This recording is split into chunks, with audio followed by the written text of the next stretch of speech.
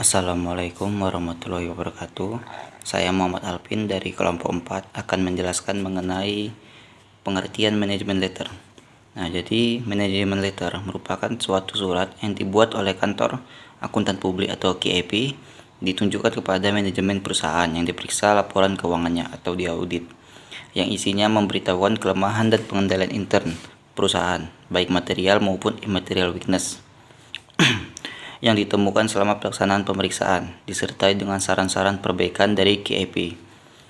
Dan menurut Max, Worthington dan Max pada tahun 2011, manajemen letter itu adalah suatu laporan kepada manajemen yang berisi rekomendasi untuk memperbaiki kelemahan-kelemahan yang diungkapkan akuntan publik setelah mempelajari dan mengevaluasi pengendalian intern perusahaan. Nah, di sini ada teknik mengevaluasi pengendalian intern pada akuntan publik sebagai berikut. Yang pertama di sini adalah internal control questionnaires. Yang kedua, flowchart atau bagian arus dokumen yang menggambarkan arus dokumen dalam memproses suatu transaksi dari awal sampai akhir dengan menggunakan simbol-simbol tertentu. Dan yang ketiga di sini menggunakan naratif memo atau penjelasan tertulis dari sistem dan prosedur akuntansi. Selanjutnya, akuntan publik akan mendapatkan suatu gambaran mengenai pengendalian intern yang ada di perusahaan secara teoritis. Nah, hal tersebut masih harus dibuktikan lebih lanjut dengan menggunakan compliance test atau tes ketaatan. Dalam compliance test yang diperiksa adalah yang pertama, transaksi pengeluaran kas atau kas disbursement test. Yang kedua ada transaksi penerimaan kas atau kas receipt test. Yang ketiga ada transaksi penjualan atau sales test. Yang keempat ada transaksi pembelian atau purchase test. Yang kelima transaksi pembayaran gaji atau payroll test. Dan yang keenam adalah transaksi koreksi atau penyesuaian journal voucher test. Selanjutnya itu ada hal-hal yang perlu diperhatikan dalam compliance test. Jadi ada 4 hal yang perlu kita perhatikan dalam compliance test. Yang pertama itu apakah setiap transaksi itu didukung oleh dokumen pendukung yang lengkap. Kemudian yang kedua, apakah setiap transaksi sudah diotorisasi oleh pejabat perusahaan yang berwenang. Kemudian yang ketiga, apakah perhitungan matematis dalam dokumen pembukuan sudah benar. Dan yang terakhir, apakah pendebitan maupun pengkreditan transaksi ke masing-masing akun itu sudah benar atau belum. Kemudian selanjutnya ada cara membuat manajemen letter yang baik. Jadi untuk menghasilkan manajemen letter yang baik dan efektif, ada hal yang perlu kita perhatikan untuk membuatnya. Di antaranya itu yang pertama, manajemen letter itu harus tepat waktu atau timely, sehingga perusahaan itu masih sempat untuk melakukan perbaikan-perbaikan dalam pengendalian internnya. Yang kedua, manajemen letter harus berisi saran-saran yang bermanfaat dan saran itu dapat diterapkan di perusahaan tersebut. Kemudian yang ketiga itu komentar dan saran-saran dalam manajemen letter itu tidak boleh merupakan sesuatu yang surprise atau kejutan gitu. Kemudian yang keempat, manajemen letter harus ditulis dengan bahasa yang baik, kemudian bahasa yang sopan dan bahasa yang halus dan tidak menyinggung perasaan klien tersebut. Yang kelima ada kelemahan dan saran yang diberikan itu harus diurutkan berdasarkan urutan pos-pos neraca maupun laba rugi, atau bisa juga diurutkan sesuai mana yang butuh penanganan secara cepat. Kemudian yang keenam ada saran-saran yang diberikan itu harus disesuaikan dengan kondisi bisnis suatu perusahaan. Yang terakhir, memberikan ucapan terima kasih kepada klien atas kerjasamanya selama melaksanakan pemeriksaan tersebut. Saya Yulnur Aini akan melanjutkan penjelasan pada manfaat manajemen letter. Manajemen letter memiliki banyak manfaat, bukan hanya untuk klien, tetapi juga untuk kantor akuntan publik dan staf pada bagian anggota pemeriksaan, di mana manfaat tersebut yang pertama untuk klien. Nah, dapat mengetahui kelemahan-kelemahan yang terdapat pada pengendalian intern perusahaan.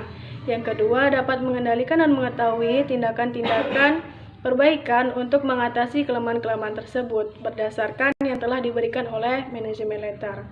Yang kedua, manfaat untuk kantor akuntan publik, di mana manfaatnya dapat menjadikan kantor akuntan publik menjadi bertambah baik, karena di samping laporan pemeriksaan juga memberikan manajemen letter yang sangat bermanfaat bagi perusahaan. Yang ketiga, manfaat untuk staf kantor akuntan publik pada anggota tim perusahaan, di mana yang pertama, jika klien kantor akuntan publik bertambah, tentunya kesejahteraan pegawai dapat lebih ditingkatkan. Yang kedua, mendapat kesempatan untuk mempelajari pengendalian intern di berbagai atau jenis perusahaan. Yang ketiga, mendapat kesempatan untuk mempelajari bagaimana cara membuat manajemen letter dengan baik. Baiklah, di sini saya akan menjelaskan tugas dan tanggung jawab tim audit dalam membuat manajemen letter. Berikut tugas dan tanggung jawab dari masing-masing tim audit dari KAP dalam membuat manajemen letter. 1. Asisten auditor. Adapun tugasnya yaitu yang pertama, sebagai petugas yang terjun ke lapangan setiap hari, bertugas mengumpulkan data dan informasi yang berkaitan dengan pengendalian intern perusahaan. Yang kedua, mendokumentasikan data dan informasi tersebut beserta fotokopi atau bukti pendukung dalam kertas kerja pemeriksaan untuk ditelaah lebih lanjut oleh senior auditornya. Yang kedua, senior auditor atau pimpinan tim pemeriksaan. Adapun tugas dan tanggung jawabnya itu yang pertama, menelaah kertas kerja pemeriksaan yang dibuat asisten auditor. Yang kedua, mengumpulkan hal-hal yang dapat dimasukkan dalam manajemen letter sekaligus menyusun konsep manajemen letter.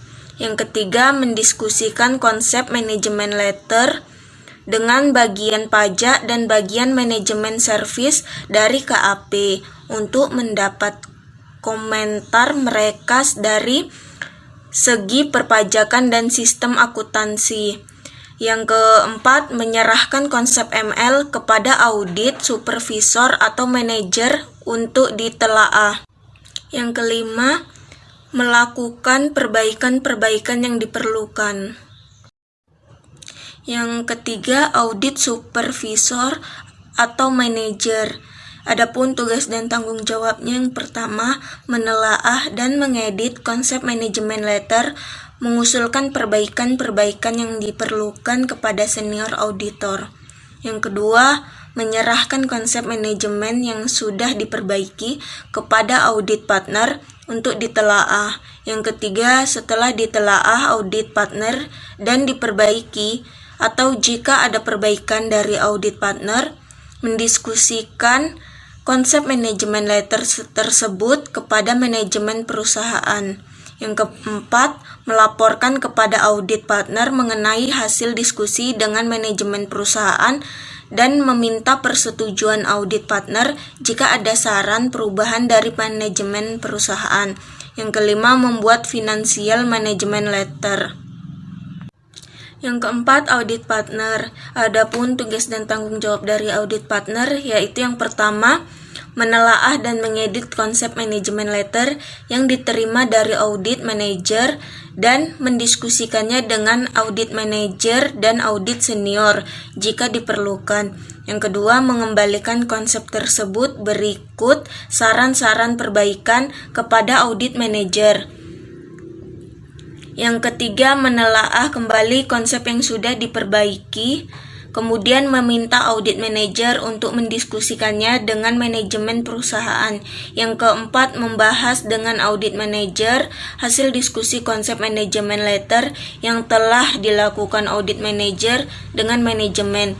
Yang kelima, menandatangani manajemen letter yang final untuk dikirim kepada manajemen perusahaan. Terima kasih.